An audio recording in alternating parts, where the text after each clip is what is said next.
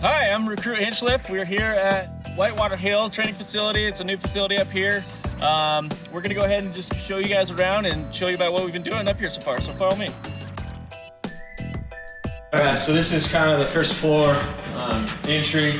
Here we have these big walls. What's cool about these is that we can move them around to make different rooms, hallways, compartments, so they can change with a little bit of effort so that we're not training on the same thing all the time.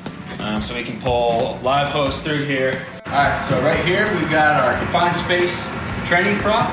It's real cool. You can open it up and then we'll go down below and kind of look how we set it up down there. This door right here leads down to the first floor. What we can do is we can take this tube over here, place it down on the ground, and use it to practice the confined space rescues that we might encounter. Also up here we have these white pipes that kind of go throughout the training facility here, and what those do, it's a whole smoke system. So we turn those on and it kind of simulates the smoke, so when we're searching, we're as close to real as possible. This is our state-of-the-art burn room. This is a Class A burn room. We can set fires in here, give the recruits, us, real-world training, putting out fires, fire behavior, watching the fire grow from the incipient stage. It has sensors that tell us how hot it gets, so we don't put anybody in danger. If it gets too hot, we'll put the fire out, pull them out, etc. Hey, how's it going, guys? I'm Recruit Lippincott here with the Firefighter Academy, and today I'm going to be showing you how we go over our VEIS drill. So VEIS standing for Vent, Enter, Isolate, and Search. So we start up here. It's actually elevated. We're on the 3rd floor, and we start by coming up the ladder, and then we practice venting the room, so breaking this make-believe window, if you will, and then entering the room, so making sure that we do that properly with the right techniques, sounding the floor. And then the biggest thing with this drill is we want to make sure that we isolate ourselves.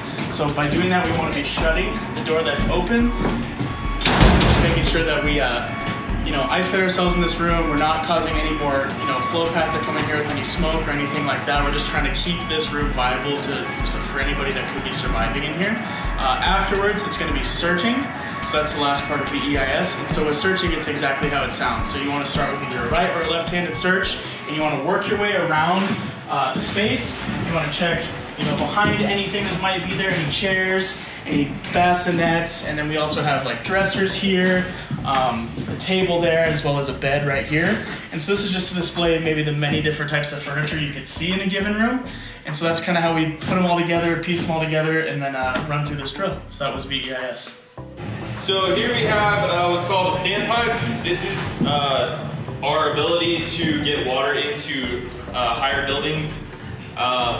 We pump the water from outside, it goes into this pipe, and depending on where the fire is located, you hook up your hose, open your valve, and proceed to put it out.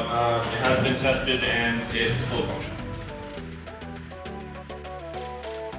So behind this door, we have our Class B burn room. If you will follow me inside, we'll kind of show you a little bit about it. So this bed will have propane that's on fire coming out of it, and then it'll also be on this prop up here on the wall. It'll simulate rollover, one of the signs that we as firefighters see before flashover, a situation that we do not want to be a part of. Additionally, we also have some smoke props in here that will make it a little bit harder to see and kind of simulate what we will deal with on a normal fire. Hey, I'm Recruit Fuller, and this is our vertical vent prop. Grass is going to go over some pitched-roof vertical ventilation with us. So pitched-roof vertical ventilation, this is where we practice being able to throw ladders up to this spot and move up a pitch location to ventilate a building. Most of that's going to be residential structures, things like that. We have chains here so that we can throw a ladder to this area, and then as soon as somebody steps off the ladder, replace the chain so everybody stays safe. We also have power lines so that we can simulate power lines. Up top, we have a flat section of this. This is for practicing for commercial use.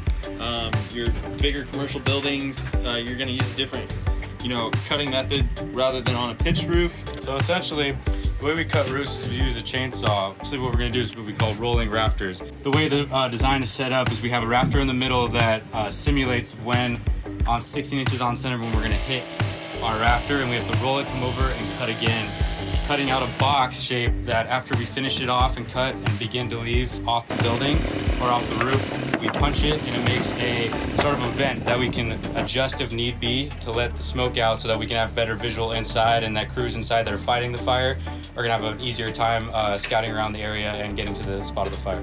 So we're under our vertical vent prop right here, and you'll notice piping right here so that we can bring smoke into this prop and kind of simulate more realistic conditions. Hey guys, I'm Recruit Schulte. We're going to take you to the top of our 4-story training center. We're just going to head up on this ladder right here.